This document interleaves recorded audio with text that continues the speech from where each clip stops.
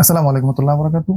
পহেলা বৈশাখ আমাদের ইসলাম দ্বারা সম্মতিত নয়, কিংবা পহেলা বৈশাখ আমাদের মুসলিমদের জন্য নয়। আমাদের মুসলিমদের জন্য আল্লাহ তাআলা দুইটা উৎসবের দিন রেখেছেন। একটা হইল ঈদ উল ফিতর এবং ঈদ উল আজহা।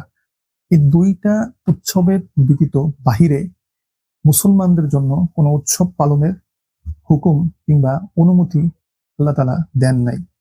সুতরাং পহেলা বৈশাখ নামক যে কালচার মুসলমান বাঙালিদের উপর চাপিয়ে দেওয়া হয়, এটা আমাদের অজ্ঞতা এবং আমাদের শিক্ষাগত অযোগ্যতার একটা বহিঃপ্রকাশ। পহেলা বৈশাখ নামে আমাদের দেশে নানান ধরনের মূর্তি কিংবা নানান ধরনের আকৃতি ধারণ করা হয়।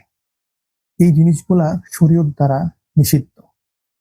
আমাদের সুশীলরা আমাদেরকে একটা জিনিস বুঝাইতে চায় বা বলতে চায় যে আপনি মুসলমান হইছেন, এটা বড় কথা নয়, আপনাকে বাঙালি হয়ে উঠতে হবে। অর্থাৎ আপনি যদি ঈদ না পালন করেন বা ঈদের সময় যদি আপনি স্ট্যাটাস দেন যে ভালো লাগতেছে না, ঘরে শুয়ে থাকি, মানে ঈদ ওইরকম আনন্দময় হয় না, তাহলে সমস্যা নাই। কিন্তু পহেলা বৈশাখের দিন আপনি এই ধরনের কাজ করতে পারেন না। পহেলা বৈশাখের দিন আপনাকে এই জিনিসটা নিশ্চিত করতে হবে যে আপনি একজন খাঁটি বাঙালি। কারণ আপনি খাঁটি বাঙালি না হইলে আপনি কোনো জাতে উঠতে পারবেন না। এজন্য খাঁটি বাঙালি হওয়ার জন্য আপনাকে পহেলা বৈশাখ কিংবা আপনাকে 31st নাইট গুলাকে উদযাপন করতে হবে। তাহলে আপনি একজন সুশীল খাঁটি বাঙালি হতে পারবেন এবং আপনাকে মুসলমান হওয়াটা জরুরি না।